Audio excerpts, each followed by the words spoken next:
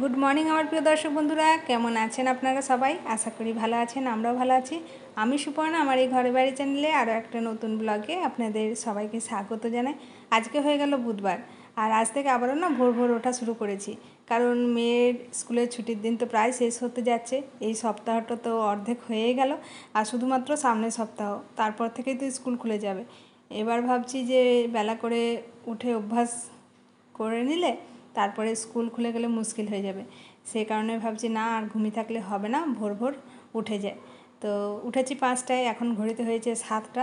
এরই মধ্যে আমার ডাল হয়ে গেছে, আর দেখালাম ঝিঙে ডাঁটা আলু দিয়ে পোস্ত, সেটাও হয়ে গেল।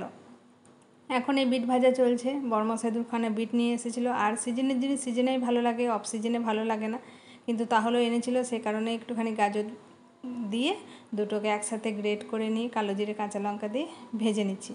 আমার বেশ ভালো লাগে, আর মেয়েও খেতে খুব ভালোবাসে। তো যাই হোক, আর রান্না হবে চাটনি বানাবো, একটুখানি আমড়া আছে। আর মা অতটা বিট খেতে ভালোবাসেন না, যেহেতু কালারটা লাল হয়ে যায়, সে কারণে ওনার জন্য একটুখানি করলা ভাজবো। আর এখন বড়মশাইকে দিয়ে দিচ্ছি চা, কারণ ও তো এক্ষুনি ঘুম থেকে উঠলো, সাথে আমিও খেয়ে নেব। এটা আমার সেকেন্ড রাউন্ড চা চলছে, কোনো দিনই খাই না, আজকে বেড়ে গেল, সে কারণে ভাবছি খেয়ে নিই। এই চাটা অন্যদিন মেয়েই খায়, কিন্তু আজকে যেহেতু আমাদের সাথে সকালবেলা লাল চা খেয়েছে, সে কারণে এখন আর দিলাম না, ওই কারণে আমিই খেয়ে নিচ্ছি। বলো কি খবর? এখন আমার দিন খুব বাজে যাচ্ছে। কেন? এই এত প্রজেক্ট লিখতে হচ্ছে। দিন বাজে যাবে খেয়ে, তাহলে তো আমার দেখতে গেলে তো আমার রোজই দিনটা খারাপ যাচ্ছে। এই যে রোজ রোজ রান্না করতে হচ্ছে, একই কাজ করতে হচ্ছে, কোনো কাজের চেঞ্জ নেই, তাহলে তো আমি সব থেকে খারাপ আছি। অনেকদিন পর আজকে একটা জিনিস বানালাম, কি বলতো? বিট ভাজা। আর আমাদের বিট ভাজা খেলেই না এই যে কি যেন বেশ ভেজিটেবল ফিল হয়। একটু আলু মিক্স করে চপের মতো ভেজে দিলেই তো ভেজিটেবল হয়ে যেত,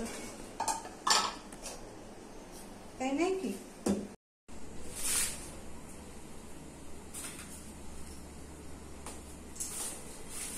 নিউ ছাতা। এটা কার? আমার তো।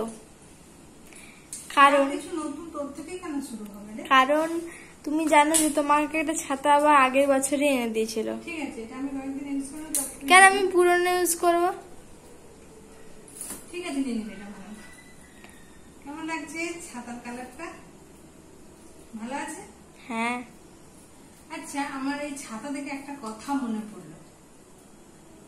গ্রীষ্মকালে আর বর্ষাকালে বাঁচার জন্য, রোদ থেকে বৃষ্টি থেকে বাঁচার জন্য আমরা কি ব্যবহার করি? ছাতা। গরমকালে রোদের থেকে বাঁচার জন্য, আর বৃষ্টি থেকে বাঁচার জন্য ছাতা, রেনকোট। ঠান্ডা থেকে বাঁচার জন্য সোয়েটার। এই গরমে যে ঘাম হচ্ছে, সেটা থেকে বাঁচার জন্য কি ব্যবহার করা উচিত? এসি। সেটাতে ঘাম হবে না। এসি। আচ্ছা, রাস্তাঘাটেও কি এসিটাকে মাথায় চাপিয়ে নিয়ে যাবো? বাড়িতে থাকবো ততক্ষণ। আচ্ছা, এটা কথা বলবো। এমনি একটা আমি দেখেছি, মানে এই যে ফ্যানের সঙ্গে একটা পাখা লাগানো থাকে, ঠিক আছে? ওটা মানে নিচে জল থাকে, ওটা একদম পুরো এয়ার কুলারের মতো, জল ছেলে ছেলে সেটাতে তো মাথায় যাবে। তবে সর্দি বারও চান্স সেটাতে থাকে। আচ্ছা, রাস্তায় কি করবো? রাস্তাতে যাতে ঘাম না হয়। মানে ছাতাটা ধরে ধরে নিয়ে যাবে, তাহলে সারা রাস্তা এমনি এয়ার কুলারের মতন কাজ করবে। তাহলে আগেই বলতে, সেই ছাতাটা কিনতাম না, ওই ছাতাটাই কিনে। ওটা নিজেকে বানাতে হবে, দোকানে গিয়ে তোমাকে দেওয়া হবে না ওটা। ও বাবা, তাহলে থাক, পরের জন্মে নিশ্চয় এরকমও জিনিস বার হবে, যেটা মানে ঘাম হবে না, আমাদের সাথে সাথে ঠান্ডা ঠান্ডা। এটা কলিযুগ, পরের জন্ম বলে কিছু নেই, সব আছে। চলো তাহলে আমার ছাতাটা বেস্ট। বন্ধুরাই বলুক কার ছাতা বেস্ট, এটা নাকি এটা? তোমারটা কোথায়? ও,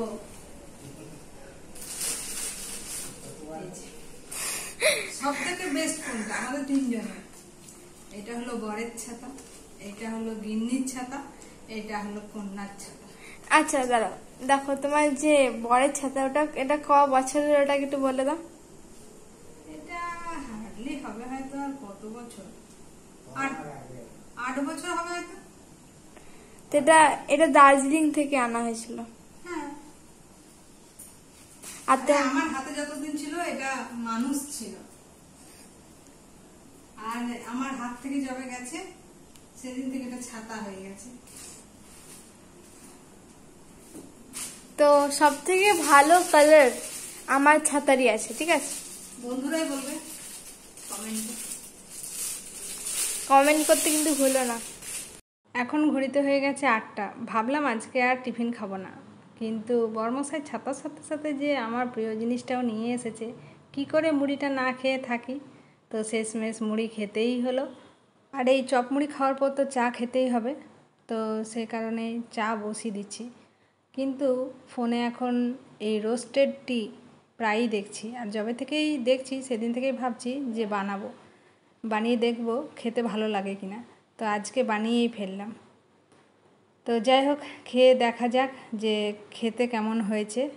বলছি, ভালো করে ফুটিয়ে নিলাম, এখন কাপের মধ্যে ছেঁকে নিয়েছি। আর এই বাইরে প্রচণ্ড হাওয়া, সকাল থেকে তো জামা কাপড় শুকিয়েছি একদম এই হাওয়ার সাথে যুদ্ধ করে। তারই মধ্যে বর্মশাইয়ের জামা উড়ে পালিয়ে গেছিলো নিচে, আবার একজন ফোন করে বলে যে তোমাদের জামা কাপড় উড়ে চলে এসেছে, তারপরে গিয়ে নিয়ে আসা হলো।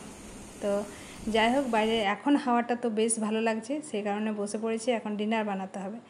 চাটা আমার খুব ভালো লেগেছে, কিন্তু বরের মশাইয়ের ভালো লাগেনি, কারণ যেহেতু চাটা আর চিনিটা একটুখানি ফ্রাই হয়ে গেছে, একটা অন্য ধরনের স্মেল দিচ্ছিল, যার জন্য ওর ভালো লাগেনি।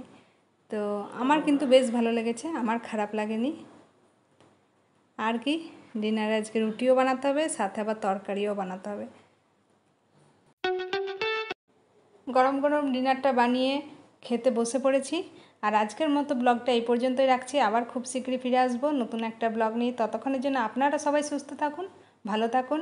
By, good night.